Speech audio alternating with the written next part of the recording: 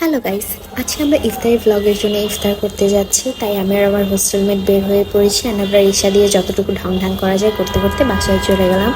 ওখানে যদিও তেমন একটা কেউ ছিল না, বাট প্রিপারেশন চলছিল। মানুষ থাকুক আর না থাকুক, আশেপাশে দেখতে দেখতে আমার নজর পড়লো এক বাকেট মহব্বত শরবতের উপর। এত শরবত খেয়ে কি মহব্বত হবে? ভাবতে ভাবতে আমার ফ্রেমে এন্ট্রি নিয়ে নিল একটা ছেলে, অ্যান্ড সে ইফতার দিয়ে আবার সাথে সাথে চলেও গেল। তাই কষ্টে আমরা চার বান্দি এক রুমের ভিতর বসেছিলাম। অ্যান্ড আমি কিটি দা শাহজাদি। হ্যালো শাহজাদি। তারপর কিটি দা শাহজাদি সবাইকে দিয়ে ক্রিয়েটিভ কিছু করানোর চেষ্টা করছিলাম।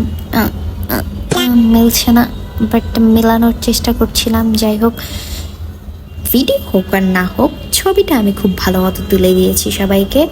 So here is the outcome. টানটানা। তারপর আমাদের কোয়ালিটি টাইম তোমার সাথে আমরা রুম থেকে বের হয়ে আবার যখন ইফতার করতে যাই, সেই ছেলেটা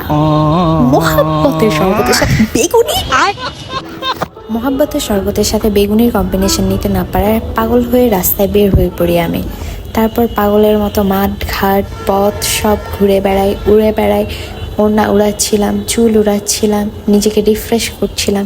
তাও আমি ভুলতে পারছিলাম না কিভাবে একজন মানুষ মোহাব্বতের শরবতের ভিতর বেগুনি চুবিয়ে খেতে পারে। যদিও এই কম্বিনেশনটা আমি মানতে পারিনি, বাট ইফতারি না করাটা সবচেয়ে বড় বোকামি হবে ভেবে আমি বাসায় ফেরত যাই। বাসায় ফেরত গিয়েই আবার সেই ছেলেটি। এবার সে মহব্বতের শরবত নষ্ট না করে ইফতারি প্রিপেয়ার করতে সাহায্য করছিল, যেটা খুবই ভালো। অ্যান্ড তারপর আমরা সবাই অপেক্ষা করছিলাম, এটা ওটা পাস করছিলাম আজান দেওয়ার আগ পর্যন্ত।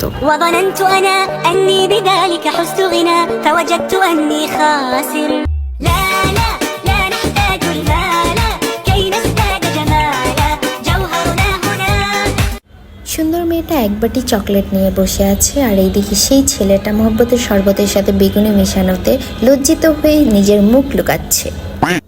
আর এইদিকে অন্যজন গালে হাত দিয়ে আজানের জন্য অপেক্ষা করতে করতে যেই আজানটা দিল, সাথে সাথে সে জোর দমে খাওয়া শুরু করে দিল। এটা আমার বেবি ডল, যাকে দেখে আমরা ইফতার শেষ করে উনো খেলতে চলে গেলাম। বাট সবার হাতে উনো কার্ডের বদলে ফোন। প্রত্যেকটা মানুষের হাতে ফোন দেখে সবাই ঝগড়াঝাটি করে উনো খেলা বাদ দিয়ে চলে গেল এক এক করে। Rafi hi, Turji hi, king hi, Afrin hi, Munna দেখ মুন কি করে, রোদ হাই। তো উনো খেলার প্ল্যান ফেল হওয়ার পর আমরা চলে গেলাম বার্থডে সেলিব্রেট করতে। একটা ভাইয়ার বার্থডে ছিল।